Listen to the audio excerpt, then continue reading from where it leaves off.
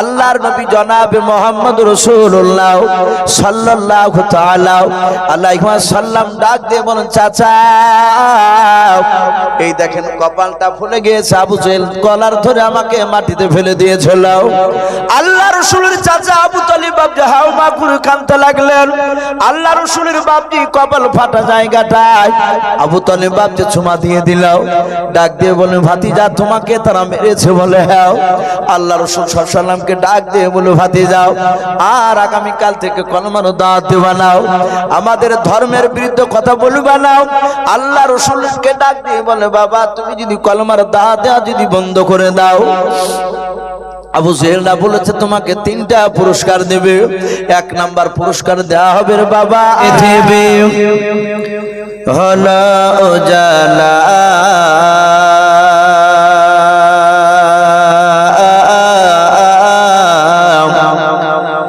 কে গাইল এসে সামের গান শূন্য কাফেলা, কে আসনা বলে এই পৃথিবী হলো জালা,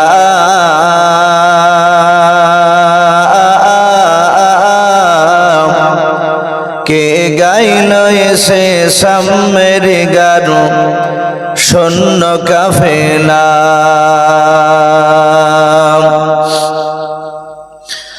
ও হাশমে মাকি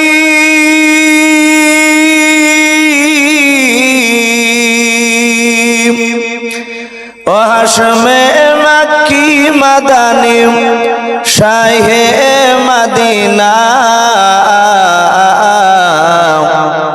ও নূর নবী নূর নবী নূর মদিনা, ও নূর নবী নূর নবী নূর মদিনা, কে আসনা বলে এই পৃথিবী হলো জালা,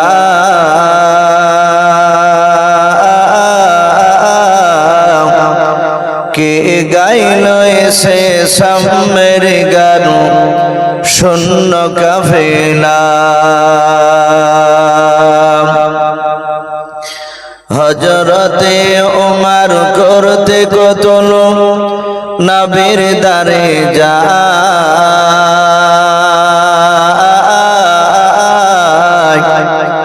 আর নূরানী তার চেহারা দেখে ওমর ফেদা হয়ে যায়। বড় মহব্বত বলুন সুবহানাল্লাহ। হযরতে ওমর করতে কতল নবীর দারে যায়,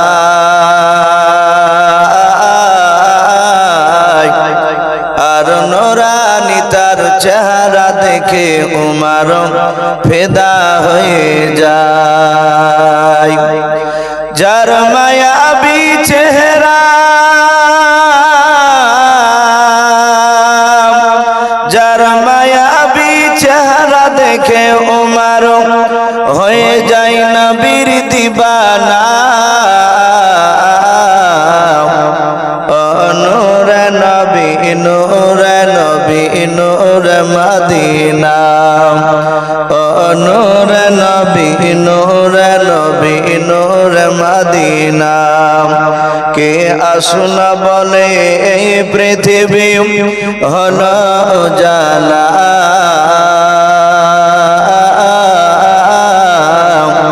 কে গাইল এসে সামের গান শূন্য কাফেলা। ভাই সবাই আমরা আরেকবার মহব্বতে উচ্চ আওয়াজে দরুদ ইব্রাহিমটা বাপজি পড়িনি। বিশ্বনবী বলে, কিয়ামতের ময়দানে একটা দল আমার খুব কাছাকাছি থাকবে।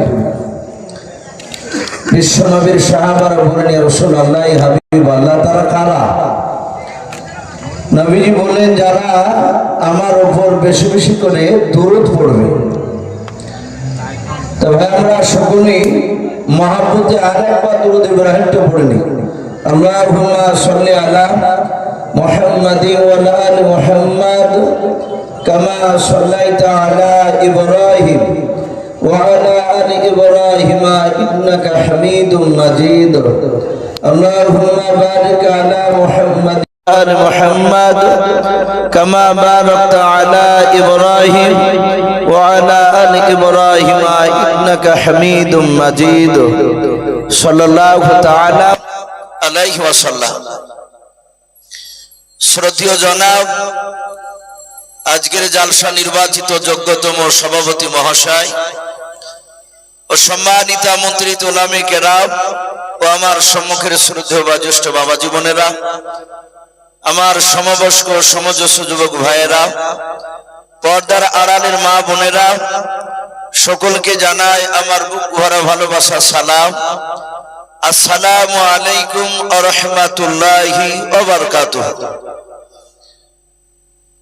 আলহামদুলিল্লাহ, সমস্ত প্রশংসা হামদ ও নাত সাধনা ভোজনা সে মহান রব্বুল আলামিনের জন্য, যে মহান রব্বুল আলামিন আমাদেরকে বড় ভালোবেসে রহম করে কাউকে মাগরিব থেকে নিয়ে কাউকে এশার পর মহান রব্বুল আলামিন গভীর রাত্রি পর্যন্ত যে এখনো বসে রেখেছেন আমাদেরকে, আমরা যে বসে থাকতে পেরেছি তাই মহান রব্বুল আলামিনের দরবারে শুকরিয়া স্বরূপ আদায় করে বলুন আলহামদুলিল্লাহ। ভাই একটু ঠোঁট নড়ে আওয়াজ দিয়ে বলুন আলহামদুলিল্লাহ। তারপরে পরে আপনার আমার নবী, যিনি ধর্মের গুরু, বিশ্ববরণ্য নেতা, নবিকুল শিরোমণি পয়গম্বরে আজম, যিনি সাইয়্যিদুল মুরসালিন ও খাতামান নবিয়্যিন, যিনি হাবিবে কিবরিয়া আশরাফুল আম্বিয়া, যিনি হায়াতুন নবী, জিন্দা নবী জনাবে মুহাম্মদ রাসূলুল্লাহ সাল্লাল্লাহু তাআলা আলাইহি ওয়াসাল্লামের উপরে অগণিত দুরূদ ও সালাম বর্ষিত হোক, অর্পিত হোক। সকলে বলুন আল্লাহুম্মা আমিন। সম্মানিত ভাই আমার, বাবা জীবনেরা, আমি আপনাদের সম্মুখে কোরআনুল কারীম থেকে বেশ কয়েকটা এত টুকরা পরিবেশন করেছি, তেলাওয়াত করেছি। তারপরে পরে বিশ্ব নবীজির পবিত্র জবান থেকে মাত্র দুটো হাদিসের টুকরা পাঠ করেছি। ইনশাআল্লাহ যথাসময়ের মধ্যে আমার বক্তব্য করব, কারণ ভাই রাত্রি প্রায় 11টা পার হয়ে গিয়েছে।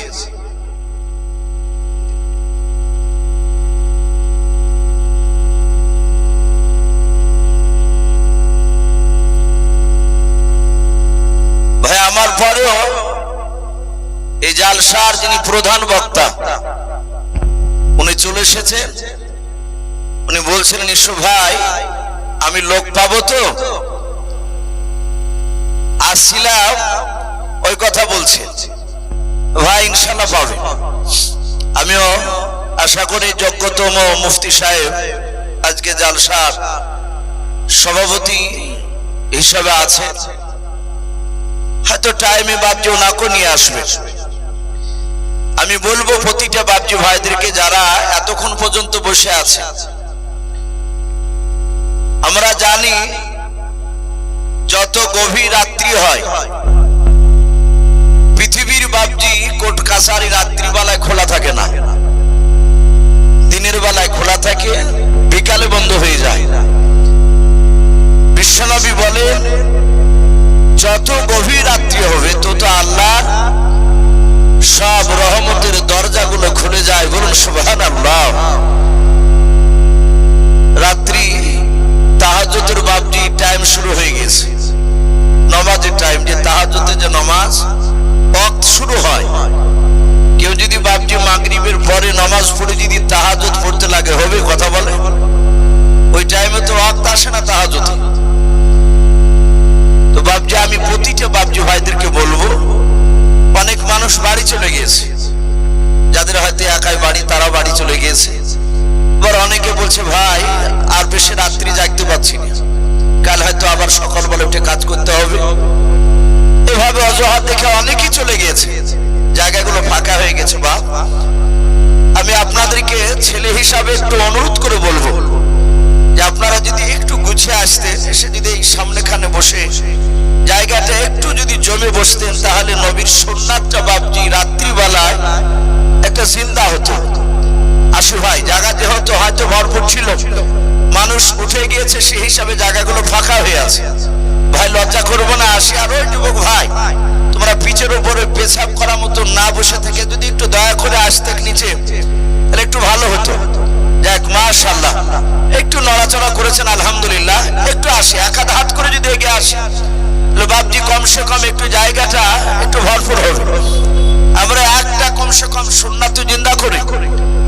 আসো ভাই, বিশ্ব নবীর সুন্নাতকে যতক্ষণ পর্যন্ত আমল না করা যাবে, সে আলেম বলেন আর মুফতি সাহেব বলেন আর হাজি বলেন আর মাস্টার মশাই যেই হন না কেন, রাসূলের সুন্নাতকে না মানলে জান্নাত যাওয়া সম্ভব নয়। রাসূলের সুন্নাত না মেনে জান্নাত পাওয়া যাবে বাপ? একটু কথা বলে। রাসূলের সুন্নাত না মেনে বাপজি কেউ জান্নাত যেতে পারবে না। আমরা জানি বাপজি এখানে অনেক রকমের মানুষ আছে, যেহেতু কারো বিরুদ্ধে কথা না বলাই বর্তমান দরকার। প্রতিটা মুসলমানদের বাপজি দেওয়ালে আমাদের পিঠ থেকে গিয়েছে। আর এই যে পরিস্থিতি আমাদের তো ভালো নয়, সকলেই বাপজি আমরা জানতে পারছি। পৃথিবীতে মুসলিমদের উপরে বাপজি অনেক মানুষের রাগ আছে যে এরা যেন দুনিয়াতে না থাকে, এটা চায় এক শ্রেণীর মানুষেরা। এই জন্য বাপজি কারো নাম করে না বলাটাই ভালো। আমি বলছিলাম বিশ্ব নবীর কথা অনেকেই বাপজি আমরা বলি যে নবীর জন্য জীবন দিতে রাজি আছে, নবীকে বড্ড ভালোবাসে, অথচ তার চেহারাতে বাপজি তাকিয়ে দেখা যায় তার পা থেকে মাথা পর্যন্ত একটা জায়গা তো নবীর সুন্নাত দেখতে পাওয়া যায় না। এরকম আছে কি নাই কথা বলে? নামাজও পড়ে না। সুন্নাত বিশ্ব নবী বলেছেন মান আহাব্বা সুন্নাতি ফাকাদ আহাব্বানি, যারা আমার সুন্নাতকে ভালোবাসলো তারা আমাকেই ভালোবাসলো। ওমান আহাব্বানি কানা মাই ফিল জান্নাহ, আর যারা আমার সুন্নাতকে ভালোবাসলো তারা আমার সঙ্গে জান্নাতে থাকবে। জোরে বলুন সুবহানাল্লাহ। এটা নবীর সুন্নাতের কথা বলা হয়েছে। নবীর সুন্নাতকে মানব না, মৌখিক নবীকে ভালোবাসে বাপজি, এই রকম দাবি করা মানুষ কিয়ামতের ময়দানে নবী বলে সে জান্নাতে যেতে পারবে না। আমরা সকলেই জানি রাসূলের সবচেয়ে বাপজি কাছের চাচা ছিল। নবীজির টোটাল আব্বারা কটা ভাই ছিল বাপজি? আপনাদের কারো মনে আছে? একটু জোরে বলো। রাসূলের আপন চাচা নবীর আব্বারা টোটাল ভাই ছিল বাপজি 10টা। তার মধ্যে থেকে বাপজি রাসূলের কয়েকটা চাচা নবীর উপর ঈমান এনেছিল, নবীকে মহব্বত করত। যেমন ঈমান আনা চাচাদের মধ্যে থেকে হযরতে আব্বাস রাদিয়াল্লাহু তাআলা আনহু, নবীজির আপন চাচা। রাসূলের বাপজি বয়সে অনেক বড় আব্বাস রাদিয়াল্লাহু তাআলা আনহু নবী চাচা। নবীকে দেখলে নামাজের কায়দায় রাসূলের কাছে বসে পড়তেন। বলুন সুবহানাল্লাহ। এত বাপজি রাসূলকে সম্মান দিতে। উনি জানতেন আমার ভাতিজা হলেও সারা পৃথিবীর শ্রেষ্ঠ মহামানব, শ্রেষ্ঠ রাসূল। রাসূলের আরেকটা চাচা, তার নাম আমির হামজা রাদিয়াল্লাহু তাআলা আনহু। উনি রাসূলকে বাপজি বড্ড ভালোবেসেছিলেন। প্রথমে নবীকে মানতেন না, পরেই মানে নিয়েছিলেন। এইভাবে কয়েকটা নবীজির বাপজি চাচা ঈমানদার, নবীর সুন্নাত অনুযায়ী তারা চলেছিল। হাদিসে পাওয়া যায় কয়েকটা রাসূলের চাচা নবীর পাকা দুশমন ছিল, নবীর উপর ঈমান আনে নাই। ঈমান তো আনেনি, আবার রাসূলের বিরোধিতা করে গিয়েছে। আপনারা অনেকে বাপজি সূরা মুখস্থ না থাকলে সূরাটা ইমাম সাহেব পড়লে অনেকের মুখস্থ হয়ে যায়। গোটা না বলতে পারলো ও বলে যে হ্যাঁ এই সূরাটা ইমাম সাহেব পড়ে। সূরা লাহাব, তাব্বাত ইয়াদা আবি লাহাবি ওয়া তাব, পড়ে না? মা আবনা আনহু মালুহু ওয়া মা কাসাব, সায়াসলা নারান যাত লাহাবি ওয়া ইমরাতুহু হাম্মালাতাল হাতাব, ফি জিদিহা হাবলুম মিন মাসাদ। এই সূরাটাকে বাবজি সূরা লাহাব বলা হয়। এই যে লাহাব, আবু লাহাব বলে বাবজি একটা রাসূলুল্লাহর আপন চাচা ছিল। এই আবু লাহাব লোকটাও নবীর উপর ঈমান তো আনেনি, কিন্তু রাসূলুল্লাহর বাবজি প্রকাশ্য বিরোধিতা করে গিয়েছে, দুশমনি করেছে। হাদিসে পাওয়া যায় আল্লাহ রাসূল সাল্লাল্লাহু তাআলা আলাইহি ওয়াসাল্লাম মক্কার অলিগলিতে বাবজি কলমার দাওয়াত দিছিলেন। রাসূল অনেক মার খেয়েছে, দাওয়াত দিয়ে বাবজি সবাই রাসূলের উপর ঈমান আনেনি। নবীজি বলে বলে চিন্তা করলেন, আমি দেখেছি ছোট থেকে মক্কার মানুষেরা কোনো বিপদে পড়লে তারা ওই মক্কাতে একটা পাহাড় রয়েছে, কেউ বলেছেন বাবজি সফা পাহাড়, আবার কেউ কেউ বলেছেন যে পাহাড়টার নাম কুবা। মানুষ বিপদে পড়লে পাহাড়ের চূড়ায় উঠে বাবজি চিৎকার করে ডাক দিতে। আমাদের দেখেন মসজিদে 5 ওয়াক্ত আজান হয়, নামাজের জন্য ডাকা হয়, ফজর, জোহর, আসর, মাগরিব, এশা। এই 5 ওয়াক্ত আজানের পরে আরো অন্য সময়, সব সময় না, এক এক সময় মাইকে আওয়াজ হয়, আসসালামু আলাইকুম, একটা বিশেষ ঘোষণা। এই বিশেষ ঘোষণা যখন বলে তখন মানুষ অনেকে দেখেন কাজ করলে কেউ মোবাইল বাজালে বলে একটু বন্ধ কর, দেখি মাইকে কি যেন ঘোষণা করছে। এই বিশেষ ঘোষণা বললি আমরা ভেবে নিই যে কোন মানুষ মারা গিয়েছে। কথা ঠিক না বেঠিক বলো? ওই ঘোষণা মুরগি হারিয়ে গেছে ঘোষণা তো কম হয়, মানুষ মারা গেছে ঘোষণা আমরা কান দিই। রাসূলের জামানায় মাইক ছিল না, বা তারা তাদের গলার ভোল্টেজ আওয়াজ ছিল বেশি। তো পাহাড়ের চূড়ায় উঠে মানুষেরা ডাকতো, কার মক্কার ছোট বড় সবাই, লোকটা বিপদে পড়েছে, চল আমাদের যাওয়া লাগবে, তার উপকার করতে হবে, ছুটে যেত। রাসূলুল্লাহ এটা দেখেছিলেন। নবী বলে বলে চিন্তা করলেন, মক্কার লোকেরা আমার দিনকে মানে না, একজন মানে তো আর 20 জন বাধা দেয়। তো চিন্তা করলো যে আমি ওই পাহাড়ের চূড়ায় গিয়ে আমি ডাক দেব, দেখি এরা হয়তো আমার কথা শুনে তোরা একত্রিত হলে আমি তাদেরকে ঈমানের দাওয়াত দেব, কলেমার দাওয়াত। আল্লাহর নবী জনাবে মুহাম্মদ রাসূলুল্লাহ সাল্লাল্লাহু তাআলা আলাইহি ওয়াসাল্লাম দরদি নবী আমার ওই পাহাড়ের চূড়ায় উঠে ডাক দিতে লাগলেন, গো মক্কার বাপজি ভাইরা, মা বোনেরা, তোমরা যেখানে থাকো না কেন তোমরা দৌড়ে এসো, পাহাড়ের সামনে এসে বসে যাও। আল্লাহর নবীর গলার আওয়াজ খানা বাপজি মক্কার ছোট বড় মানুষেরাও সবাই শুনতে পেয়ে গেল। তারা আলোচনা শুরু করে দিল, ভাই চল চল আমাদের দেশের মক্কা নগরের আব্দুল্লাহর ছেলে ওই আলামিন বলে নাও। ও বাপজি ভাইরাও, মক্কার ছোট বড় মানুষেরা আল্লাহর নবীজিকে বাপজি নাম ধরে বেশি ডাকতো নাও। সবাই তারা নবীজিকে আলামিন বলে বাপজি ডাকতো। আলামিন মানে বাপজি সত্যবাদী, আল্লাহর নবী মিথ্যা কথা বলতেন নাও। এটা আল্লাহর নবীজি কলেমার দাওয়াত দেওয়ার আগে মানুষের বাপজি মাথাতে ছিল। তারা নবীজির একটা লোক বাপজি দুশমন ছিল না। আল্লাহর নবীজির আওয়াজ শুনে তারা মনে মনে চিন্তা করলো, ওই আব্দুল্লাহর ছেলে আলামিন যে ব্যক্তি নবুয়তের দাবি করে নিয়েছে, ওই ব্যক্তি মনে হয় কোন বিপদে পড়েছে, চল আমরা দৌড়ে চলে যাই। আল্লাহ রাসূলের বাপজি সামনে গিয়ে তারা পাহাড়ের নিচে তারা বসে পড়ল। আল্লাহর নবীজি দরদি নবী, মায়ের নবী আমার পাহাড়ের চূড়ায় দাঁড়িয়ে দাঁড়িয়ে আল্লাহর নবীজি দেখলেন মক্কার প্রায় মানুষেরা একত্রিত হয়ে গিয়েছে, হাজার হাজার বেঈমানেরা সবাই একত্রিত হয়েছে। আল্লাহ রাসূল ডাক দিয়ে বলেন, মক্কার লোকেরা, আমি কেন তোমাদেরকে ডাক দিয়েছি তোমরা জানো না? বলে না ভাই। কেউ বলে না বাবা আমরা জানি না। আল্লাহর দরুদি নবী জনাবে মুহাম্মদ রাসূলুল্লাহ সাল্লাল্লাহু তাআলা আলাইহি ওয়াসাল্লাম তিনি ডাক দিয়ে বলেন, গো মক্কার লোকেরা, তোমরা কি আমাকে মিথ্যাবাদী বলে মানো? সব লোকেরা হাত উঁচু করে করে বলেছিল, না আমরা আপনাকে মিথ্যাবাদী বলে আমরা মানি না, সত্যবাদী বলে মানি।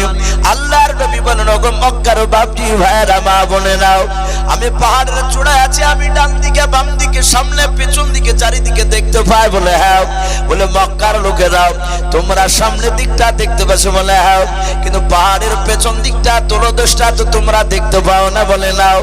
আল্লাহর নবী বলেন, আমি তোমাদের আলামিন, আমি পয়গম্বর, আমি আব্দুল্লাহর ছেলে মুহাম্মদ রাসূলুল্লাহ সাল্লাল্লাহু তাআলা আলাইহি ওয়াসাল্লাম।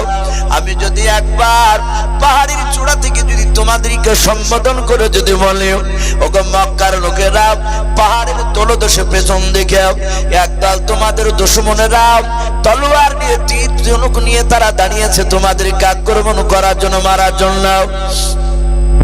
বলে তোমরা বিশ্বাস করবে কিনা? যেহেতু তোমরা পেছন দিকটা দেখতে পাও না, আমি দেখতে পাচ্ছি। তারা সবাই বলেছিল, তুমি যদি বলো আমরা বিশ্বাস করে নিব। আল্লাহর নবী মনে মনে চিন্তা করলেন, এরা সবাই আমাকে তারা সত্য বলে মেনে নিয়েছে। আল্লাহর নবী বলেন, ওগো মক্কার লোকেরা, মৃত্যুর পর কবর কঠিন ভয়ঙ্কর জায়গা হবে, জাহান্নামের আগুন সহ্য করতে পারবে না। ওগো মক্কার ছোট বড় মানুষেরা, ওই জাহান্নামের আগুন থেকে যদি তোমরা বাঁচতে চাও, সবাই বলেছিল আমরা বাঁচতে চাই। আল্লাহর রাসূল বললেন, তাহলে তোমরা পড়ে নাও কলমা লা ইলাহা ইল্লাল্লাহ। একটু মহব্বত বলুন, লা ইলাহা ইল্লাল্লাহ, লা ইলাহা ইল্লাল্লাহ, লা ইলাহা ইল্লাল্লাহ মুহাম্মাদুর রাসূলুল্লাহ সাল্লাল্লাহু তাআলা আলাইহি ওয়াসাল্লাম। ওই মক্কার হাজার হাজার বাপজি লোকেরা সবাই মিলে বিশ্ব নবীজির সাথে বাবা কলমা পড়তে শুরু করে দিল। রে বাবা, এই কলমা এমন একটা মধুময় কলমা, মানুষের রাগ যদি হয়ে যায় দেখবেন রাগ থামে নাই, মনটা বড় ভারী হয়ে গিয়েছে, তার ভেতরে শান্তি নাই। কোন সময় দেখবেন বাবা আড়ালে গিয়ে যদি আপনি একা নির্জনে যদি কলমা পড়েন, আল্লাহর নাম কলমা যদি বারবার যদি পড়বেন, দেখবেন ভিতরটা আপনার ঠান্ডা হয়ে যাবে। বলুন সুবহানাল্লাহ। হবে না? একটু পার্সোনাল পরীক্ষা করে দেখবেন। এই কলমা এমন একটা মধুর জিনিস। আল্লাহ রাসূল কলমা পড়ালেন, সব বেঈমানেরা বাকি তারা কলমা পড়তে শুরু করে দিল। সবাই কলমা পড়তেছে। আল্লাহর নবীর আপন চাচা আবু লাহাব বাপজি ওই মজলিসে ভরা ছিল। আবু লাহাবের স্ত্রীর নাম উম্মে জামিলা। আল্লাহ রাসূলের বাপজি চাচিমা ওই উম্মে জামিলা বাপজি সেখানে বসা ছিল। নারী আর পুরুষের বাপজি সেই সময় পর্দার কোন আয়াত নাযিল হয়েছিল না। জাহাত বাপজি আল্লাহ রাসূলের কলমা তারা পড়তে শুরু করে দিল। আর ওই সময় বেঈমান আবু লাহাব মজলিসের এক দিক থেকে দাঁড়িয়ে উঠে বলেছিল, গো মক্কার লোকেরাও, আমার ভাতিজাকে আমি বেশি করে চিনি, আমার সে ভাতিজাও, আমার যে তোমরা বেশি জানো না। এই মক্কার লোকেরা, আমার ভাতিজার কলমা তোমরা পড়বে না, কলমা ছেড়ে দাও, আমাদের মূল্যবান টাইমটাকে নষ্ট করে দিলাও। আল্লাহ রাসূলের চাচা জাহাতে কথা বললাম, আর আবু লাহাবের স্ত্রী জামিলা আর এক সাইডে বাপজি বসেছিল। উম্মে জামিলা চিৎকার করে বলেছিল, মক্কার লোকেরা, আমারে মুহাম্মদ সাল্লাল্লাহু আলাইহি ওয়াসাল্লামকে যদি তোমরা কেউ যদি মারতে পারো, আমার গলাতে যে সোনার হার রয়েছে, মালা রয়েছে, এই মালা বিক্রি করে আমি তোমাদেরকে ইনাম স্বরূপ পুরস্কার দেব। বলুন সুবহানাল্লাহ। সঙ্গে সঙ্গে বাপজি এই বেঈমান আবু লাহাব সেই বলল, এর কথা শুনো না, ই পাকা বেয়াদব। আর আবু লাহাবের স্ত্রী জামিলা সে বলল যে ওকে যদি মারতে পারো তাহলে মোটা অঙ্কের টাকা দেব তোমাদেরকে। বাপজি সেই সময় সূরা লাহাব বাপজি অবতীর্ণ হলো, নাজিল হলো। যারা কলমা পড়ে আবার কলমা ছেড়ে দিল, তারা সবাই জাহান্নামী। আল্লাহ রাব্বুল আলামিন জিবরিলের মারফতে জানিয়ে দিলেন, হে রাসূল কাঁদবেন না, আপনার চাচা আবু লাহাবের হাতকে ধ্বংস করে দিয়েছে। কাঁদবে না, যারা কলেমা পড়ে ছেড়ে দিল এরা জাহান্নামের লাকড়ি হবে, আর সেই লাকড়িতে আপনার চাচা জ্বলবে, তাকে শাস্তি দেওয়া হবে। আর আপনার চাচিমার গলার মালা বিক্রি করে যে টাকা দিবে বলেছে, সেই কারণে আপনার চাচিমার কিয়ামতের ময়দানে সোনার নয় আগুনের একটা মালা তার গলায় পরে দিয়ে তাকে কিয়ামতের ময়দানে টেনে হেঁচড়ে নিয়ে বেড়ানো হবে, তাকে কঠিন শাস্তি দেওয়া হবে। বাপজি, আমি বলছিলাম আল্লাহ রসুলের বাপজি কয়েকটা চাচা ঈমান এনেছিল, আর কয়েকটা চাচা নবীর উপর ঈমান আনে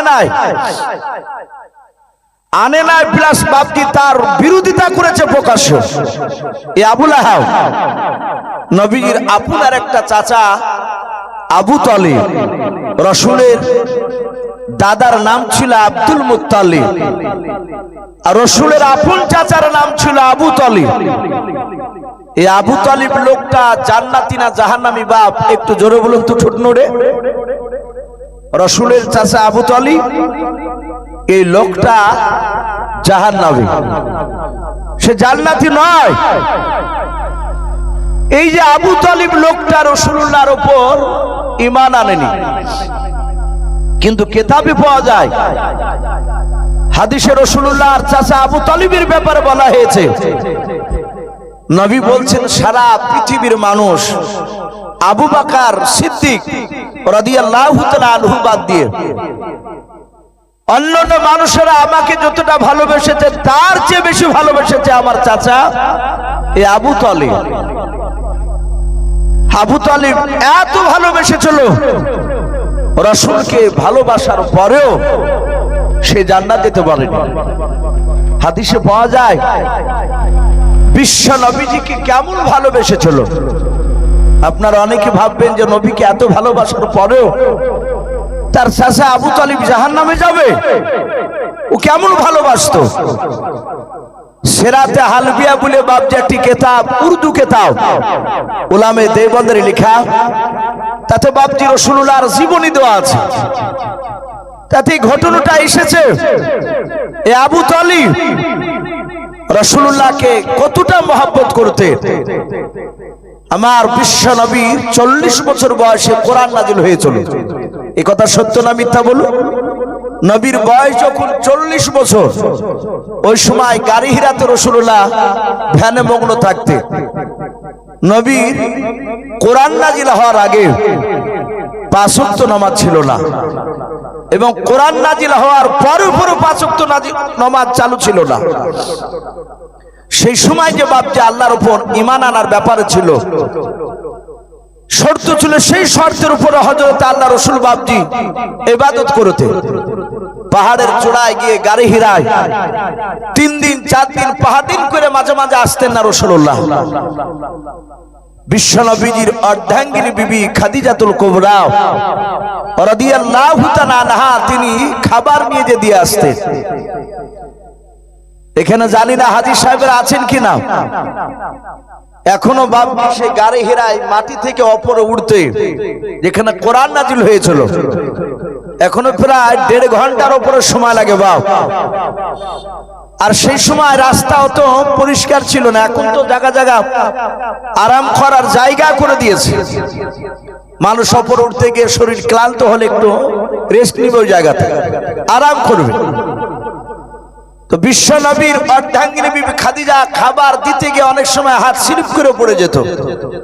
ওই পাহাড়ের চূড়ায় উঠতে গিয়ে পাহাড়ে ঘষ্ট লেগে অনেক সময় চামড়া ছিঁড়ে যেত খাদিজা। আমার বিশ্ব নবীর 40 বছর বয়সে বাপজি কোরআন নাজিল হয়েছে। আপনারা অনেকেই জানেন নবীজি প্রথমে জিবরিলকে চিনতেন না। কোরআন নাজিল হলো, বিশ্ব নবী কোরআনটা বাপজি যাই হোক মুখস্থ করে 5 আয়াত সূরা আলাকে খাদিজার কাছে এসে সব শোনালে। বিশ্ব নবী থরথর করে কাঁপছিলেন, প্রচন্ড জ্বর। খাদিজাতুল কুবরা উনি চাদর দিয়ে ঢেকে দিলে। উনি ওনার কে বলেছেন চাচা ওয়ারকা বিন নাফি, তার কাছে বাপজি তাওরাত জুবুর কিতাব পড়েছিল, তাতে বিশ্বনবীর জীবনী দেওয়া ছিল। সে বিশ্বনবীর কথা শুনে বুঝতে পেরেছে ইনি প্রকাশ্য নবী হয়ে গিয়েছে, ইনি রসুল হয়ে গিয়েছে। খাদিজা বললেন, স্বামী আপনি চিন্তিত হবেন না, কাঁদবেন না, ভয় পাবেন না, আপনার উপরে কোরআন নাজিল হয়ে গিয়েছে। বিশ্বনবী বললেন, খাদিজা আমার এই কোরআনের কথা কে মানবে? খাদিজা সর্বপ্রথম বললেন, আপনার দ্বীনকে আমি মেনে নিলাম। বলুন সুবহানাল্লাহ। সর্বপ্রথম খাদিজা তার স্বামীর উপর বাপজি ঈমান বিশ্বাস হয়ে গেল, কলেমা পড়ে নিল। বিশ্বনবী খাদিজাকে বাপজি রেখে দিয়ে আল্লাহর হুকুমে বাপজি বাড়ি থেকে বেরিয়ে পড়লেন পাড়ায় কলমার দাওয়াত দিতে, কোরআনের কথা বলতে। নবী জাহাতে বেরোলেন, উদবা, সাইবা, আবু সুফিয়ান, আবু লাহাব, এরা বাপজি সবাই আস্তে আস্তে রাসূলুল্লাহ চরম দুশমনে বাপজি পরিণত হলো। নবীর কথা তারা মানে না, নবীকে বারণ করে, বলে আগামী কাল থেকে যেন আমাদের বাপ দাদার বিরুদ্ধে কথা বলবি না। রাসূল ওদের কাছ থেকে চলে যায়, অনেকে মারে। কিতাবে লিখেছে এইভাবে দিনের পর রাত, রাতের পর দিন রাসূলের 14 দিন চলছে রানিং কোরআন অবতীর্ণ হওয়া, কলেমার দাওয়াত দেওয়া। 14 দিনকার দিন বিশ্ব রাসূল সাল্লাল্লাহু বাড়ি থেকে মক্কার চৌরাস্তার মোড়ের দিকে চলে যাচ্ছে। আপনাদের যেমন হিতানপুর ভালো মোড় জায়গা, মক্কা নগরে বাপজি চৌরাস্তার মোড়ে রাসূলুল্লাহ যাচ্ছে। রাস্তা দিয়ে যেতে যেতে মক্কার চৌরাস্তার মোড়ে দেখলেন কয়েকটা লোক দাঁড়িয়ে আছে, 8 থেকে 10টা। ইসলামের ইতিহাসে পাওয়া যায় সর্বপ্রথম রাসূলের উপর যারা ঈমান এনেছিল বেশিরভাগ তারা গরিব শ্রেণীর মানুষেরা। বলুন আলহামদুলিল্লাহ। গরিব শ্রেণীর মানুষেরা বেশিরভাগ বাপজি তারা রাসূলকে তারা মেনে নিয়েছিল। তারপর আস্তে আস্তে টাকা পয়সালা মানুষও মেনে চলল। আমার বিশ্বনবী তাদের সাথে কলমার কথা শোনাছিলেন, তারা সবাই মন দিয়ে রাসূলের কথা শুনছিল। রাসূলের জবান এত মিষ্টি জবান, এত নরম ভাষা যে রাসূলের কথাতে কোনো মানুষ আঘাত পেত না। বলুন সুবহানাল্লাহ।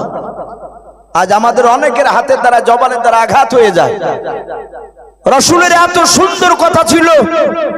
এই রহমতের নবী, দরুদ নবী আমার কলমার দাওয়াত শোনাচ্ছেন, ওরা সবাই থমরে শুনছিল। বেঈমান আবু জেহেল, উতবা, সাইবা, আবু সুফিয়ান, এরা 4টা বড় বড় বাপ যে ওই মক্কা নগরের বাপ যে বড় নেতা, কাফেরের নেতা। ওরা রাস্তা দিয়ে মক্কা নগরে চলে যাচ্ছিল। আল্লাহ রাসূলকে বাপজি দেখার পর আবু জেহেল বেঈমান দাঁড়িয়ে গেল তার তলবালকে নিয়ে। বাবা আবু জেহেল আল্লাহর নবীর কলার খানাকে এভাবে ধরলো। রহমতের নবী, দরদি নবী, মায়ের নবী জনাবে মুহাম্মদ রাসূলুল্লাহ সাল্লাল্লাহু তাআলা আলাইহি ওয়াসাল্লাম নবীজের কলার খানা বাপজি ধরার পর ডাক দে বলো, ভাতিজা গতকালকে তোমাকে বারণ করেছিলাম, এই তুমি গতকালকে তুমি আমাদেরই কথা কেন শোনো নাই? আজ আবার এসে তুমি নতুন ধর্ম প্রচার করেছো, আমাদের বাপ দাদার ধর্মকে বাতিল করে দিচ্ছ। আল্লাহর নবী বলেন, চাচা আপনি আমাকে মারবেন না, আপনি কলারটা আমার ছেড়ে দেন, জামার কলা ছেড়ে দেন।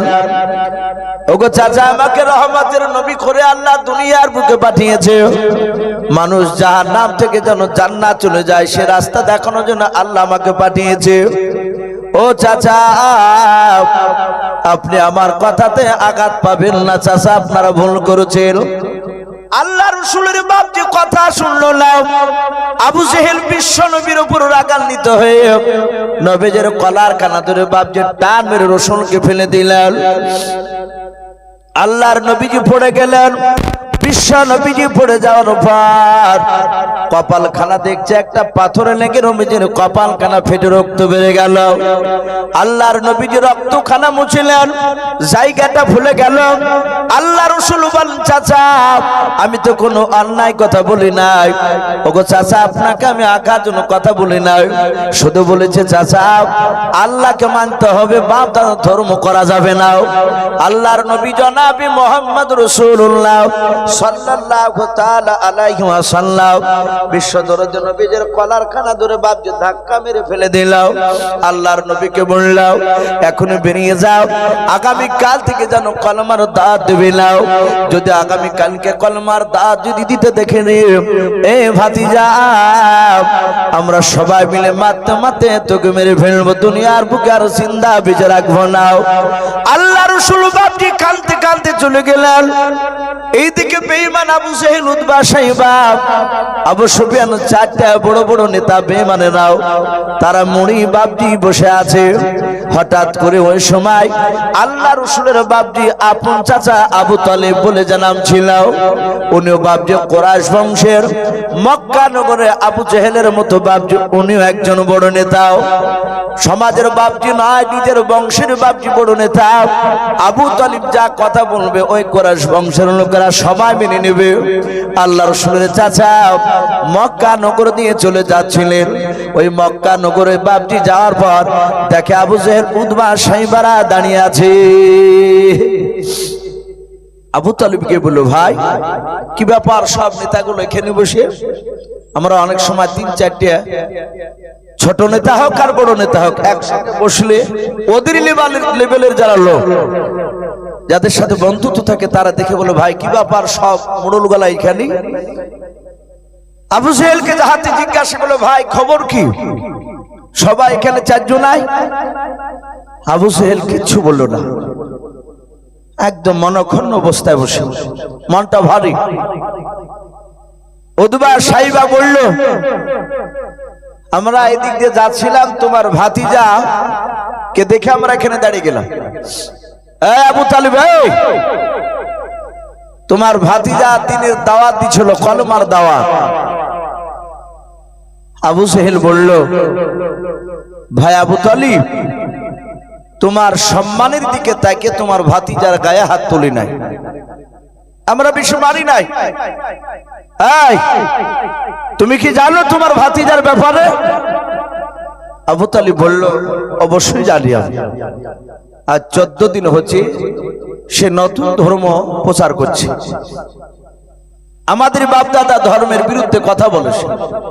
হে আবু জেহেল, ওগো মক্কার বড় নেতা, আমি আবু তালিব, আমার সে ভাতিজা হতে পারে, আমি তার দিনকে মানি না, আমি তাকে এমনি ভালোবাসি, আমি তার দিনকে মানি না। আবু জেহেল বলল, তোমার ভাতিজাকে আজ রাত্রিবেলায় বারণ করে দিও, সে যেন আগামী কাল থেকে কলমার দাওয়াত না দেয়। যদি দেয় তাহলে আমরা কালকে মারতে মারতে তাকে শেষ করে ফেলবো, আর তোমার সম্মানের দিকে তাকাবো না। আবু তালিব তার দুই চোখের কোনা দিয়ে ঝরঝর করে পানি ঝরছে। আবু জেহেল আবু তালিবের সামনে কাকে মারতে চেয়েছে, বাপ একটু জোরে বলুন? আবু তালিবের আপন ভাতিজা পিয়ারা রাসূলকে।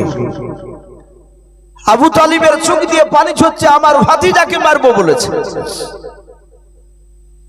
আবু তালিব বলল, আশা করি আমার কথার বাইরে যাবে না, কাল আমি রাত্রিবেলা গিয়ে তাকে বারণ করব, কারণ সে আমাকে অনেক দিন থেকে আমাকে অভিভাবক বলে মানে, নিজের বাপের মতো আমাকে সম্মান দেয়। আপনারা সকলেই জানেন, বিশ্ব নবীজির মার পেটে যখন নবী 6 মাসের বাচ্চা ছিল, ওই সময় নবীর আব্বা আব্দুল্লাহ সিরিয়ায় ব্যবসা করতে গিয়ে মাকামে আবুয়া বলে একটা জায়গায় ওখানে ইন্তেকাল করেন, ওখানেই তার দাফন হয়। 6 বছর বয়সে বাপটি তার জনম দুঃখিনী মা রাসূল দুনিয়াতে আসার পর 6 বছর বয়স হল।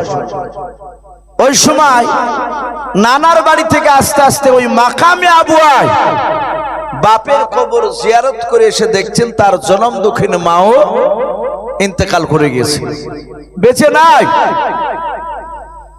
এই 6 বছর থেকে বাপজি রাসূলুল্লাহ তার আপন দাদার কাছে থাকতে, ওনার দাদা আব্দুল মুত্তালিব খুব ভালোবাসতেন। আবু তালিব ডাক দিয়ে বলল, ভাই আমার আব্বার যখন বয়স মৃত্যুর কাছাকাছি চলে গিয়েছে, সে সময় আমার ভাতিজার বয়স হচ্ছে 8 বছর। ওই সময় আব্দুল মুত্তালিব মনে মনে চিন্তা করল যে আমার নাতিকে আর আমি আমার কাছে রাখতে পারবো না, কারণ আমি দুনিয়ার বুক থেকে বিদায় নিয়ে চলে যাব। আমার ছেলেদের মধ্যে থেকে যে কোনো একটা ছেলের আমি কিনারা করে দেব, আমি ছেলের কাছে থাকবে, দায়িত্ব নেবে আমার নাতির। আল্লাহর নবী জনাবে মুহাম্মদ রাসূলুল্লাহ সাল্লাল্লাহু তাআলা আলাইহি ওয়াসাল্লামের বাপ যে দাদা সকালবেলা ছেলেদেরকে ডাকলেন, 8টা নয় 10টা ছেলেকে। আব্দুল্লাহ ইন্তেকাল করে গেছেন, 9টা ছেলেকে নিয়ে ডাকলেন।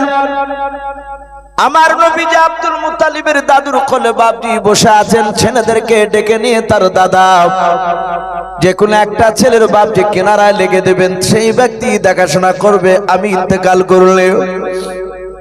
আল্লাহর নবীজির বাপজি চাচারা সবাই মিলে চারিদিকে গোল করে ঘেরা করে নিয়ে বসে গিয়েছে। আব্দুল মুত্তালিব বলেন, বাবা আমি বেশি দিন বাঁচবো না, আমার নাতিকে আমি তোমাদের মধ্যে যে কোনো একটা আমার ছেলের কাছে আমি রাখতে চাই। আব্দুল মুত্তালিব মনে মনে চিন্তা করেছেন, আমার আব্বাস বেটার কাছে আমি আমার নাতি মোহাম্মদকে দিয়ে দিব, কারণ ওই সময় বাপজি কেতাবে পাওয়া যায় রাসূলের সব চাচার মধ্যে থেকে বাপজি আব্বাসের টাকা পয়সা বেশি ছিল। আল্লাহ রাসূলের বাপজি দাদা জবানি বের করার আগে হযরত বিশ্ব নবীজি 6 বছর নয় 8 বছরের বাপজি ছিলেন নবী আমার। দাদুর কোল থেকে দৌড়ে উঠে গিয়ে বাপজি নিজের চাচা আবু তালিবের কোলে বসে পড়লেন। আবু তালিবের গলা খানা ধরে বসে গিয়েছে। আবু তালিব ডাক দিয়ে বলে, ভাতিজা আমার অর্থ বেশি নাই, আমার কাছে থাকলে ভালো খেতে পাবা না, ভালো জামা তুমি পরতে পাবা না।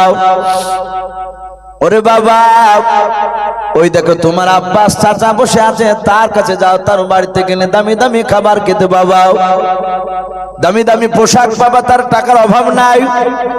আল্লাহ রাসূল বাপজি ছোট্ট থেকে তিনি কাঁদতেন, আসমানের দিকে তাকাতেন, নবী চিন্তা করতেন। আল্লাহ রাসূল গলা খানা ধরে কেঁদে কেঁদে বলেন, চাচা আমি আপনার কাছে বিলাসিতা চাই না, সারাদিন যদি আপনি খাবার খেতে না দিতে পারেন, এক ঢোক পানি দিতে পারলে কোনো অসুবিধা নাই। ও বাপজি ভাইয়েরাও, আল্লাহর নবী যে বাপজি 3টা সব সময় দোয়া করতেন। 1 নম্বর দোয়া করতেন, নবী আমার জিন্দা অবস্থায় দুনিয়াতে বাবা, ওগো আল্লাহ যেই দিন তুমি আমাকে নাই, যতদিন তুমি আমাকে বেঁচে রাখবা দুনিয়ার বুকে মওলাও, ততদিন তুমি আমাকে গরিবে হালাতে বেঁচে রাখবা। ওগো রব্বুল আলামিন যেদিন তুমি আমার ইন্তেকাল করবা, সেই দিনকে তুমি আমাকে গরিবে হালাতে ইন্তেকাল করাবা। যেদিন তুমি কবর থেকে উত্থাপিত করবা, কবর থেকে তুমি উঠাবা, ওগো আল্লাহ সেই দিন তুমি আমাকে গরিবের কাতারে তুমি দাঁড় করাবা। উঠে বলুন সুবহানাল্লাহ। আল্লাহ রাসূল বলেন, চাচা চিন্তা করবেন না, আমি আপনার কাছে থাকবো। সেই আবু তালিব ডাক দিয়ে বলেন, গো ভাই আবু জেহেল শুনে নাও, ওই 8 বছর থেকে নিয়ে আমার আব্বা আব্দুল মুত্তালিব ইন্তেকাল করার পর সেই দিন থেকে আমার ভাতিজা আমার কাছে থাকে। ওগো আমার শুনে নাও ভাই, আমার ভাতিজা আমি একসঙ্গে নিয়ে খাবার খাই। আমি রাত্রির বেলা আমার ভাতিজাকে বারণ করলে আমার মনে হয় ভাতিজা আমার বাইরে যাবে না, কথা বলা বন্ধ করে দিবে, দিনের দাওয়াত আর দিতে যাবে না। আল্লাহ রাসূল বাপজি কলমার দাওয়াত দিতে দিতে রাত্রির বেলা বাড়ি গিয়েছেন। এইদিকে বাপজি আবু তালিব আবু জেহেলের সঙ্গে কথা বলার পর আবু জেহেল ডাক দিয়ে বললাম, ওগো আবু তালিব ভাই শুনে নাও, যদি তোমার কথা যদি শুনে নাও, ওই তোমার ছেলে ভাতিজা মুহাম্মদ সাল্লাল্লাহু আগামী কাল থেকে যদি কলমার দাওয়াত দিতে না যায়, আমাদের বাপ দাদা ধর্মের বিরুদ্ধে যদি কথা না বলে, তাহলে তোমার ভাতিজাকে আমরা 3টা পুরস্কার দেব মক্কা নগরের তরফ থেকে। আবু তালিব ডাক দিয়ে বলেছিল, গো ভাই তুমি কি পুরস্কার দিবা বলো? ডাক দিয়ে বলল প্রথম নাম্বার পুরস্কার, 1 নাম্বার গোটা আরবের মধ্যে তোমার ভাতিজাকে উচ্চ সম্মানের অধিকারী করা হবে।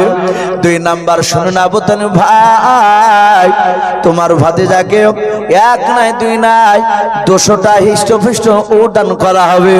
3 নাম্বার গোটা মক্কা নগরে শুনে নাও, যে বড় বাগানটা খেজুরের বাগান সেটা চাইলে সেটা ফ্রিতে দেওয়া হবে।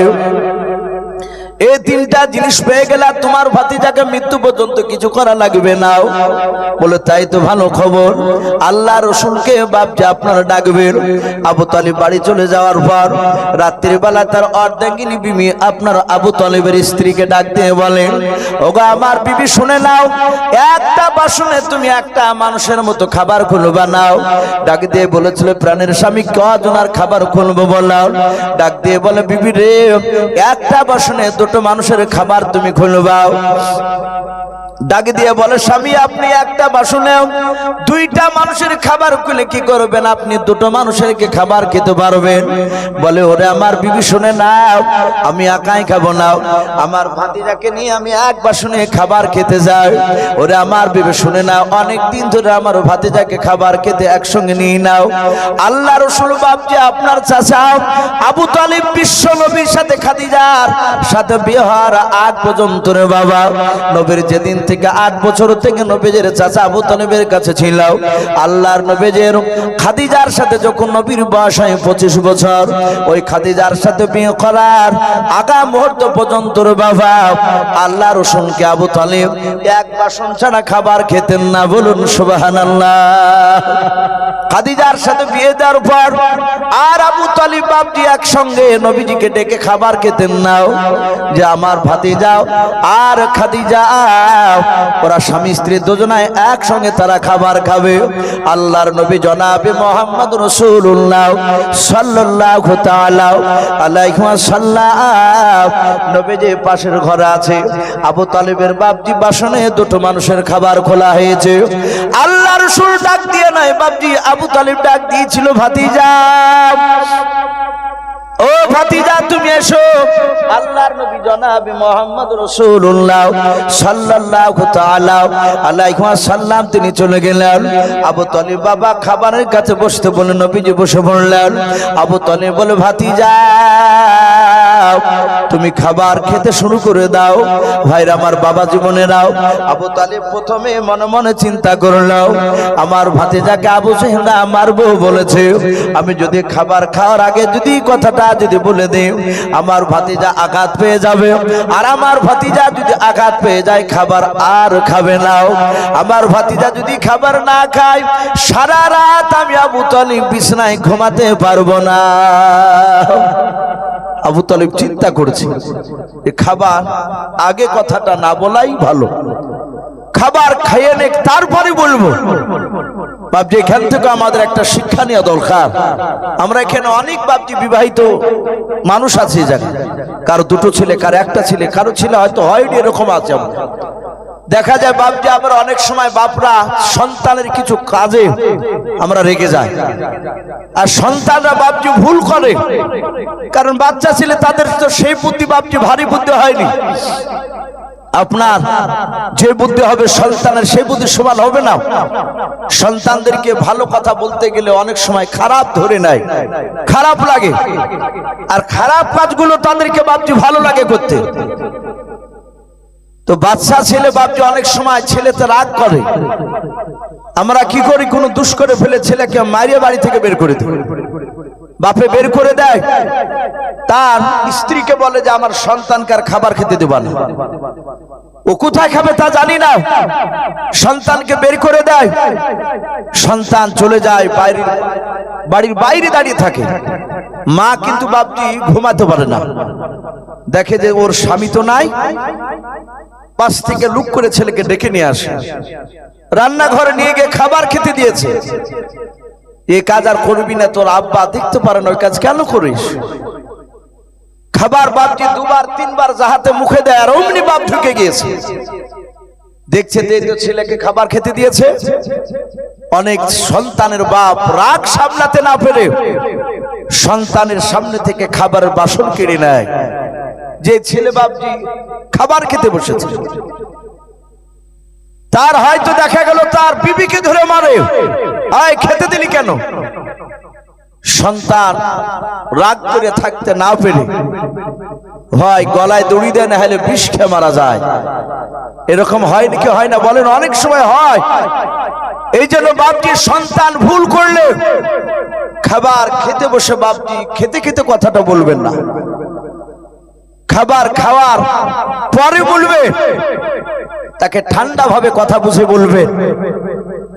আমার বিশ্ব নবী জনাবে মুহাম্মদ রাসূলুল্লাহ সাল্লাল্লাহু তাআলা আলাইহি ওয়াসাল্লাম রাসূল বাপজি বসে আছেন খাবারের কাছে। আবু তালিব চিন্তা করলে কে খাবারের আগে কথা বলা হবে না, খাবার খাওয়ার পর বলবো। ডাক দিয়ে বললো, বাবা ওগো ভাতিজাও, ও মুহাম্মদ সাল্লাল্লাহু আলাইহি ওয়াসাল্লাম, বাবা তুমি খাবার খেতে শুরু করো। আল্লাহর নবী জনাবে মুহাম্মদ রাসূলুল্লাহ সাল্লাল্লাহু তাআলা আলাইহি ওয়াসাল্লাম নবী আমার হাত ওখানা জোড় করে বলেন, ওগো আমার চাচা, আপনি ভালো জানেন আমার দাদা আব্দুল মুত্তালিব ইন্তেকাল করার পর থেকে নিয়েও, ওগো আমার চাচা, আপনি আমাকে একসঙ্গে খাবার বাসনে খাবার খেতে নিতেন, আলাদা করে খাবার খেতে দিতেন না। ওগো আমার চাচা, আপনি এটা ভালো করে লক্ষ্য করে দেখেছেন, আমি আর আপনি একসঙ্গে খাবার খেতে বসলে, ওগো চাচা আপনি আগে খাবার না খেলে আমি খাবার খেতাম না। বলুন সুবহানাল্লাহ। আল্লাহ রাসূল ডাক দিয়ে বলেন, চাচা আপনি আগে খাবার খান, তারপরে আমি খাবো। আবু তালিব বিশ্ব নবীর চেহারার দিকে চেয়ে বাবা ধৈর্যের বাঁধ আর ধরে রাখতে পারলেন না। নবী আমার হাওমা করে নবীর চাচা আবু তালিব বাপ যে কাঁদতে শুরু করে দিল। আল্লাহর নবীজিকে ডাক দিয়ে আবু তালিব বলে, ভাতিজা তুমি এত ভালোবাসো আমাকে? বলে হ্যাঁ। ও চাচা, আমি আমার আব্বাকে আমি সচক্ষে দেখতে পাই না, আমি আপনাকে আব্বার চেয়ে বেশি ভালোবাসি। আল্লাহ রাসূলের বাপ যে চাচা আবু তালিব বাপ যার থাকতে পারলো না, নবীকে পাঞ্জা মেরে বুকের সাথে বাপ যে জড়ে ধরাও, ডাক দিয়ে বলেন, বাবা কথাটা না বলে আর থাকতে পারলাম না। ওরে ভাতিজা বলো বললাম, আজ দিনের বেলা কি মক্কা নগরে আবু জেহেলের সাথে তোমার কি দেখা হয়েছিল বলো? আল্লাহ রাসূল ডাক দিয়ে বলেন, ওগো আমার চাচা, দিনের বেলায় আবু তালিব নাই, উতবা সাইবা আবু সুফিয়ান আবু জেহেলের সাথে আমার দেখা হয়েছিল। আল্লাহ রাসূল বলেন, চাচা কি বলেছে আপনাকে? বলে আমাকে বলেছে তোমার ভাতিজাকে বারণ করে দিও, তোমার ভাতিজা যদি কলমার দাওয়াত যদি না বন্ধ করে, আমরা আগামী কালকে তোমার ভাতিজাকে মারতে মারতে হত্যা করে ফেলবো, শেষ করে দিব। ওরে আমার ভাতিজা আমার সামনে বলেছে তোমাকে মারবে রে বাবা। ওই সময় আমার মনে হলো আসমানটা ভেঙে আমার মাথাতে পড়ে যাচ্ছে। ওরে আমার ভাতিজা, আমি তোমার হাত ওখানা জুড়ে ধরে ওদের চাউনি দেখে ভালো লাগলো না, ওরা তোমাকে মারবে। ওরে ভাতিজা, আগামী কাল থেকে কলমার দাওয়াত দিতে যেও না। আল্লাহর নবী জনাবে মুহাম্মদ রাসূলুল্লাহ সাল্লাল্লাহু তাআলা আলাইহি ওয়াসাল্লাম ডাক দিয়ে বলেন, চাচা এই দেখেন কপালটা ফুলে গিয়েছে, আবু জেহেল গলার ধরে আমাকে মাটিতে ফেলে দিয়েছিল। আল্লাহ রাসূলের চাচা আবু তালিব বাপজি হাওমা করে কাঁদতে লাগলেন। আল্লাহ রাসূলের বাপজি কপাল ফাটা জায়গাটায় আবু তালিব বাপজি চুমা দিয়ে দিল। ডাক দিয়ে বলেন, ভাতিজা তোমাকে তারা মেরেছে? বলে হ্যাঁ। আল্লাহ রাসূল সাল্লাল্লাহু আলাইহি ওয়াসাল্লামকে ডাক দিয়ে বলে, ভাতিজা আর আগামী কাল থেকে কলমার দাওয়াত দেবা না, আমাদের ধর্মের বিরুদ্ধে কথা বলবা না। আল্লাহ রাসূলকে ডাক দিয়ে বলে, বাবা তুমি যদি কলমার দাওয়াত দেওয়া যদি বন্ধ করে দাও, আবু জেহেলরা বলেছে তোমাকে 3টা পুরস্কার দেবে। 1 নাম্বার পুরস্কার দেওয়া হবে রে বাবা, গোটা মক্কা নগর নয় আরবের মধ্যে উচ্চ সম্মানের অধিকারী করা হবে। 2 নাম্বার তোমাকে 200টা উট দেওয়া হবে। 3 নাম্বার মক্কা নগরের মধ্যে যেই খাজুরের বাগানটা তোমার পছন্দ হবে ওই খাজুরের বাগানটা ফ্রিতে দেওয়া হবে। ওরে বাবা, 3টা জিনিস পেয়ে গেলে আর কিছু করা তোমাকে লাগবে না। আল্লাহ রাসূল বলেন, চাচা আর কি কিছু দিতে চেয়েছে? বলে না, এই 3টা কথা বলেছে। বিশ্ব নবী দরদি নবী জনাবে মুহাম্মদ রাসূলুল্লাহ সাল্লাল্লাহু তাআলা আলাইহি ওয়াসাল্লাম ডাক দিয়ে বলুন, চাচা শুনে নাও, ওই মক্কার নেতারা আবু জেহেল, উতবা, সাইবা, আবু সুফিয়ানরা, ও চাচা ওই 3টা জিনিসের সাথে যদি গোটা পৃথিবীর যদি ধন সম্পদ যদি আমাকে নিয়ে এসে দিয়ে দেয়, ওগো চাচা শুধু ধন সম্পদ নয়, আসমান থেকে যদি সূর্য পেড়ে নিয়ে এসে যদি আমার আবু জেহেল, উতবা, সাইবারা আমার ডান হাতে যদি নিয়ে এসে দিয়ে দেয়, ওগো চাচা শুনে নেন, আসমান থেকে যদি চাঁদ পেড়ে নিয়ে এসে যদি আমার বাম হাতে দিয়ে দেয়, ও চাচা আমি আপনাকে সামনে রেখে খোদার কসম করে বলে শুনে নাও, আমি কলেমার দাওয়াত দেওয়া বন্ধ করব না। বলুন সুবহানাল্লাহ। ডাক দিয়ে বলে, চাচা এই সারা পৃথিবীর ধন সম্পদ তার সাথে হাতে আসমানের চাঁদ সূর্য পেড়ে নিয়ে এসে যদি আমার 2 হাতে দিয়ে দেয়, আমি কলেমার দাওয়াত দেওয়া বন্ধ করব না। যাহাতে রাসূলুল্লাহ এই কথা বললেন, সঙ্গে সঙ্গে বেঈমান আবু জেহেল নয়, আবু তালিব তার চোখ দুটো কুখের মতো লাল হয়ে গেল। সে ডাকে দিয়ে বলে, এই ভাতিজা, তুমি কলমার দাওয়াত দেওয়া বন্ধ করবে না? বলে না। বলে, আমিও লা তুজার কসম করে বলি, মক্কা নগরে মক্কার লোকেরা রাসূল আসার আগে তারা 2টো দেবতাকে খুব মানত। এই লা তুজার হাবল বলে বাপজি ওরা খোদা বলে মানত ওদেরকে। ওরা আবু তালিব বলল, আমি লা তুজার কসম করে বলি ভাতিজা, আমার কণ্ঠে জান থাকা পর্যন্ত তোর শরীরে আর কেউ ফুলের ছিটকে ফেলতে পারবে না। জোরে বলুন সুবহানাল্লাহ। ভাবতে পারেন কত বড় দামি কথা। বিশ্ব নবীকে এত ভালোবাসতো এই লোকটা, রাসূলের সুন্নাতকে মানে না, এমনি ভালোবাসতো নবীকে, সুন্নাতের উপর সে আমল করে না। এই কারণে বাপজি মৃত্যুর পর তাকে জাহান্নামে যেতে হয়েছে। সম্মানিত ভাইরা আমার, বাবা জীবনেরা, যেই বছর রাসূলুল্লাহর চাচা আবু তালিব ইন্তেকাল করে, আবার কয়েক বছর পর রাসূলুল্লাহর বাপজি অর্ধাঙ্গিনী বিবি খাদিজাতুল কুবরা উনিও ইন্তেকাল করেছিলেন। রাসূলের সেই বছরটাকে বাপজি খুব দুঃখের বছর বলা হয়। কাফেররা মারত। আবু তালিব বেঁচে থাকলে লোকে গিয়ে বলতে, আবু তালিব তোমার ভাতিজাকে মারছে। বলে, কোথায়? বলে, অমুক জায়গায়। আবু তালিব দৌড়ে যেত আর কাফেররা দেখে পালিয়ে যেত। রাসূল আবু তালিবের গলা ধরে কাঁদতে, বলে, চাচা আমি কোনো অন্যায় করিনি, আমি শুধু কলেমার দাওয়াত দিতে গিয়েছি আর ওরা আমাকে ধরে মারলো। আবু তালিব চুমা দিতে দিতে বাড়ি নিয়ে যেত। সম্মানিত ভাইরা আমার, বাবা জীবনেরা, আমি প্রতিটা বাপজি ভাইদেরকে বলবো, রাসূলের সুন্নাতকে বাপজি মানা লাগবে। রহমতের নবী, দরুদি নবীর সাহাবায়ে কেরামরা রাসূলের বাপজি অপর এমনই ভাবে তারা আমল করেছিলেন রাসূলের কথার উপরে, সুন্নাতকে মানতে। সামি'না ওয়া আতা'না, রাসূলের কথা শোনার সাথে সাথে বাপজি তারা আমল করতে।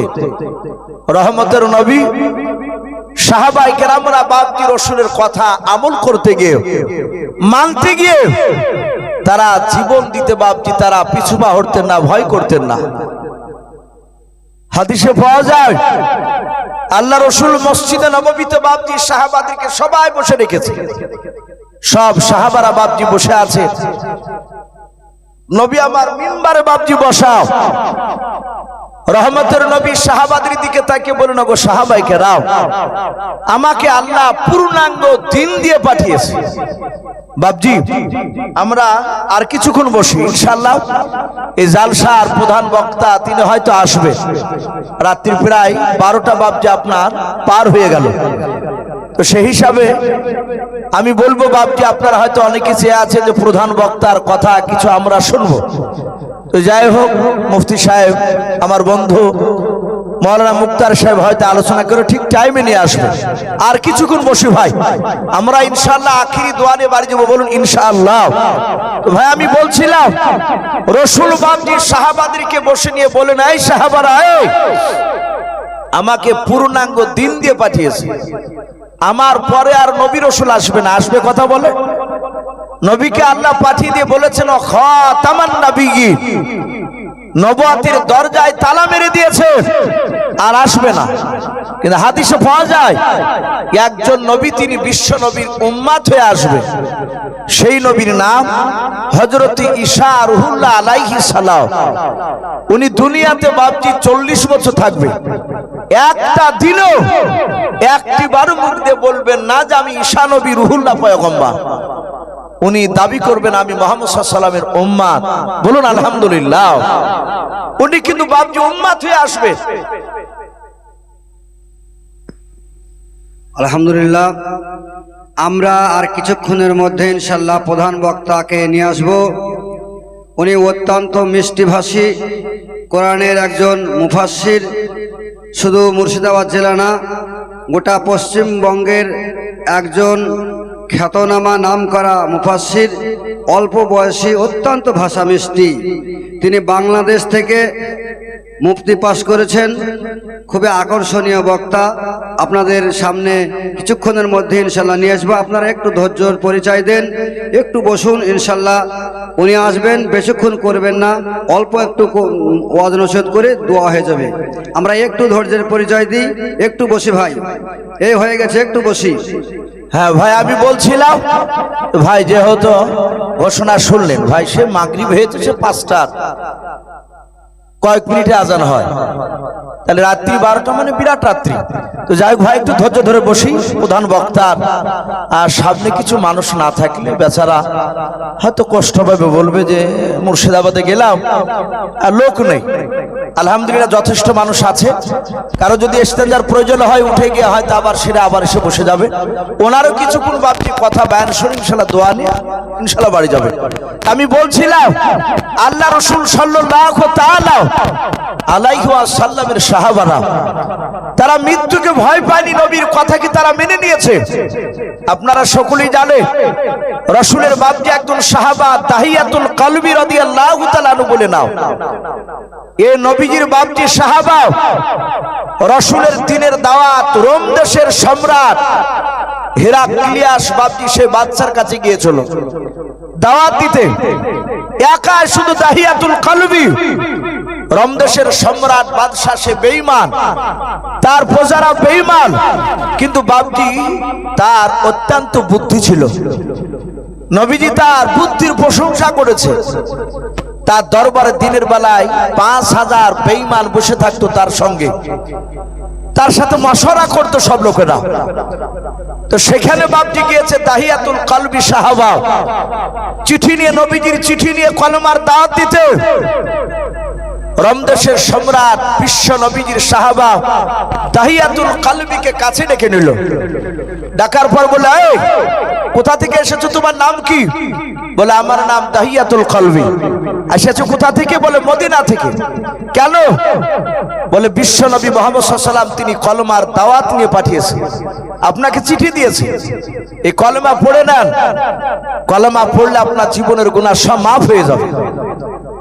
রোম দেশের সম্রাট ডাক দিয়ে বলল, এই তোদের মুহাম্মদ সাল্লাল্লাহু আলাইহি ওয়াসাল্লামের চরিত্র কেমন? বলে খুবই ভালো। বলে তার জন্মস্থান কোথায়? বলে তার জন্মস্থান হচ্ছে মক্কা নগরে। আর সে আছে কোথায় এখন? মক্কাতে না মদিনায়? চিঠি তো লিখছে মদিনাতে আছে। বলে উনি এখন মক্কাতে নেই, মদিনাতে আছে। বলে জন্ম নিয়েছে মক্কায় আর বাস করছে মদিনায়? বলে হ্যাঁ।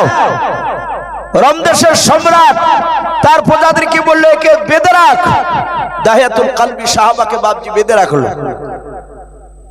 রোম দেশের সম্রাট এত চালাক, ডাক দিয়ে বলল, ওগো আমার প্রজারাও, যাও রোম দেশের বাজারে দেখো মক্কার কোন মানুষ এসেছে কিনা ব্যবসা করতে। যদি আসে তাকে ডেকে নিয়ে এসো, আমি তাকে জিজ্ঞাসা করবে এর নেতা মুহাম্মদ সাল্লাল্লাহু আলাইহি ওয়াসাল্লামের ব্যাপারে। আপনাদের দেশের মুফতি সাহেব, মুখতার সাহেব, এই যে দুজন মাওলানা বসে আছে, আপনারা গ্রামের মানুষ ওনাদের চরিত্র কেমন বলতে পারবেন কি পারবেন না? কথা বলুন, ভালোই বলতে পারবেন। কত বড় চালাক বলে যা যা রোম দেশে দেখ কোন মক্কার লোক ব্যবসা করতে এসেছে কিনা। দাহিয়াতুল কলবি রাদিয়াল্লাহু তাআলা আনহুকে বাপজি বেঁধে রেখেছেন।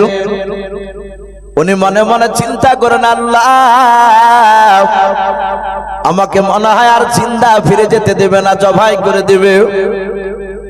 আল্লাহ রাসূল সাল্লাল্লাহু তাআলা আলাইহি ওয়াসাল্লামের সাহাবা হাত পা ইঞ্জিরি দিয়ে বাপজি বেঁধে রেখেছে। রোম দেশের বাবা 10টা সৈন্য মক্কা নগরের নয়, রোম দেশের সম্রাট, রোম দেশের বাপ যে বাজার পাঠিয়ে দিলাম। ওই সৈন্যরা চিৎকার করে বলে, কেউ কে আছো মক্কা নগর থেকে ব্যবসা করতে এসেছো এই রোম দেশে মোলাও। হঠাৎ করে বাবা ওই সময় মক্কা নগর থেকে আবু সুফিয়ান গিয়েছিল রোম দেশে বাবা 10 জনকে নিয়ে ব্যবসা করতে। আবু সুফিয়ান চিৎকার করে বলল, আমাদের বাড়ি হচ্ছে মক্কা নগরে। বলে কজন আছো? বলে আমরা টোটাল 10 জন। কোন মুফাসসিরিন কেরাম লিখেছেন বাপ যে 11 জন। আবু সুফিয়ান বলল, আমাদের বাড়ি আমার মক্কা নগরে, আমি একজন নেতা। এরা যে 10 জন আছে এরা আমার কথা মোতাবেক চলে। বলে ভাই চলুন, আমাদের বাদশাহ হিরাক্লিয়াস আপনাদেরকে ডাক দিয়েছে, কি যেন বলবে জানি নাও। আবু সুফিয়ান চলে গেল, তার দল বানিয়ে বাপ যে রোম দেশের সম্রাট হিরাক্লিয়াসের সামনে দাঁড়িয়ে গেল। হাজার হাজার বেঈমানেরা, 5000 বেঈমান বাপজি তারা বসে আছে। ডাক দিয়ে বলেছিল, ভাই ও বাদশাহ নামদার, কেন আপনি আমাকে ডাকলেন বলার? ডাক দিয়ে বলে, তুমি কি চিনো এই লোকটাকে? এই যে দাহিয়াতুল কলবিকে কি চিনো? বলে হ্যাঁ চিনি, এর বাড়ি ছিল মক্কা নগরে। বলে ওগো বাদশাহ নামদার, শুধু এই লোকটাকে নয়, এই লোকটার হয়ে যার, যেই লোকটার কলমার দাঁত নিয়ে এসেছে সেই লোকটাকেও আমরা ভালো জানি। হিরাক্লিয়াস বললে, এবার খেলা জমবে। বলে এর নেতা মুহাম্মদ সাল্লাল্লাহু আলাইহি ওয়াসাল্লামের চরিত্র ব্যাপার জানো? বলে হ্যাঁ জানবো না কেন, ওর বাড়ি তো আমাদের দেশে ছিল মক্কা নগরে। আবু সুফিয়ানকে দেখে নয়, আবু সুফিয়ান নবীর সাহাবাকে দেখে চিন্তা করছে, এত দূর এসেছে, দাঁড়া তোর এখানে কলমার দাম দেওয়া ছোট আছে। হিরাক্লিয়াস এই যে রোম দেশের সম্রাট, সে ডাক দিয়ে বলল, যাই এ রসুলের চরিত্র কথাটা একটু বলো তো। বাপজি আমার সোনা লালেরা, আবু সুফিয়ান পুরা মেরাজের ঘটনা শুনিয়েছিল, বলুন আলহামদুলিল্লাহ। বলে হে বাদশাহ নামদার, এটা কি বিশ্বাস করা সম্ভব? এক রাত্রিতে মসজিদে হারাম থেকে বাইতুল মুকাদ্দাস চলে গিয়েছিল, ওই রাত্রিতে আবার ফিরে আসলো, মক্কার লোকেরা কেউ জানতে পারলো না। এটা আলহামদুলিল্লাহ, আমাদের প্রধান বক্তা আন্তর্জাতিক খ্যাতিসম্পন্ন মুফাসসিরে কোরআন মুফতি মারুক বিন রুহুল আমিন সাহেব মঞ্চে উপস্থিত হয়ে গেছেন।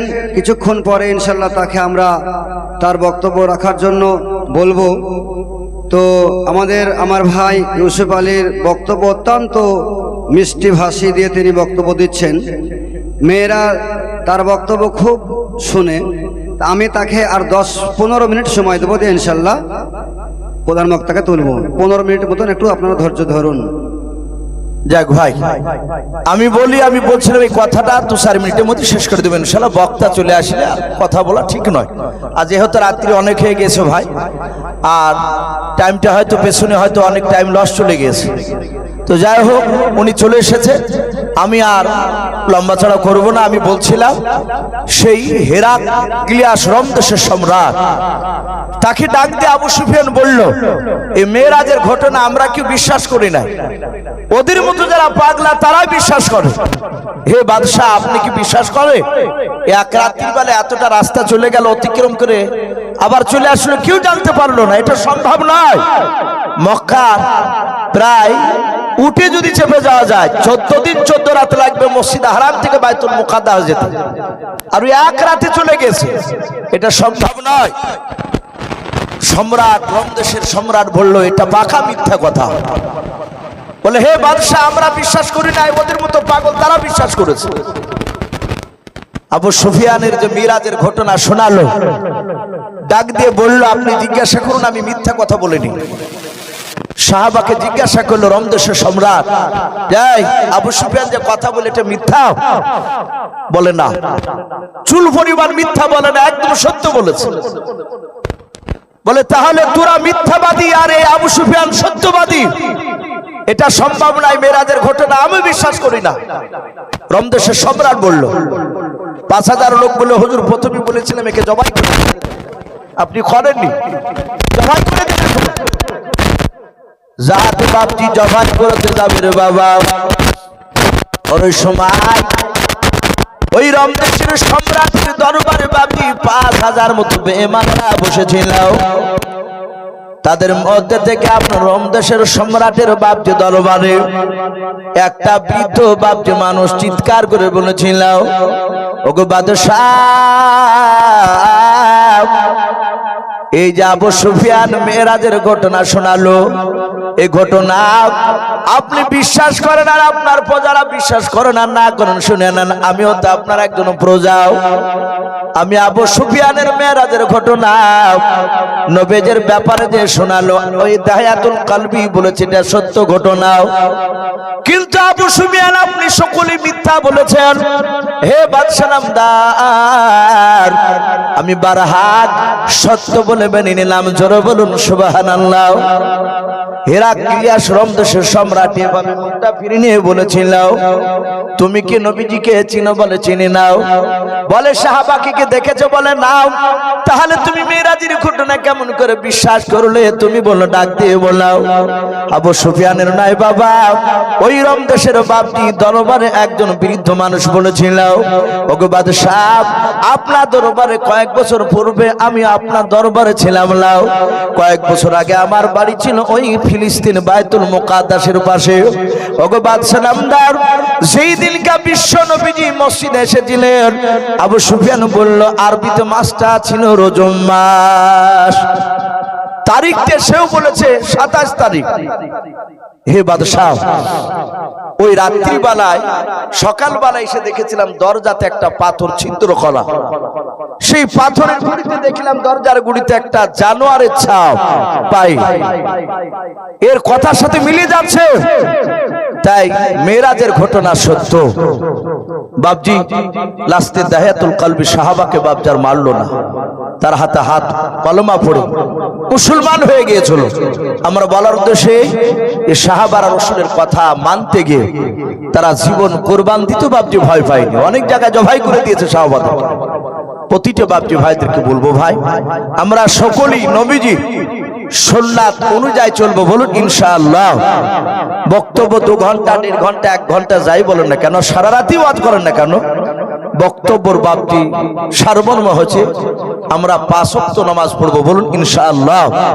যারা পড়ি আলহামদুলিল্লাহ ভালো, যারা পড়ি নাই তারা ইনশাআল্লাহ ওয়াদা করব আগামী ফজর থেকে নামাজ পড়বো। আর যাদের বাপ মা নাই তারা হতভাগা, যাদের বাপ মা আছে তারা ভাগ্যবান। আমরা বাপ মা বেঁচে থাকলে বাপ মার খিদমত করব, বলুন ইনশাআল্লাহ।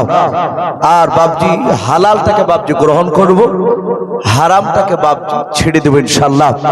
আমরা চেষ্টা করব ভালোভাবে বাপজি চলা, কোরআন এবং সুন্নাত অনুযায়ী। বাপজি ভাই এবং মা বোনদের আমাদের সকলকে যেন আমল করার তৌফিক দান করুন, বলুন আল্লাহুম্মা আমিন, আল্লাহুম্মা আমিন। ভাই যাই হোক, প্রধান বক্তা 3 চলে এসেছেন সদর, বাপজি অনেক দূর থেকে এসেছেন, সে বনগাঁ থেকে। ভাই উনি মেহমান আমাদের, উনি আপনাদের সামনে এখনই কথা রাখবেন। আমি বেশ কিছু কথা আলোচনা করেছি, বলার মধ্যে ভাষার মধ্যে যদি ভুল হয়ে যায় সকলে ছোট ভাই কিংবা ছোট ছেলে হিসেবে ক্ষমা করবে, এই বলে আমার বক্তব্য শেষ করলাম। ওয়া আখিরি দাওয়ানা আনিল হামদুলিল্লাহি রাব্বিল আলামিন। আসসালামু আলাইকুম ওয়া রাহমাতুল্লাহি ওয়া বারাকাতুহু। আলহামদুলিল্লাহ, আমরা এতক্ষণ পর্যন্ত জনাব হযরত কারি মাওলানা ইউসুফ আলী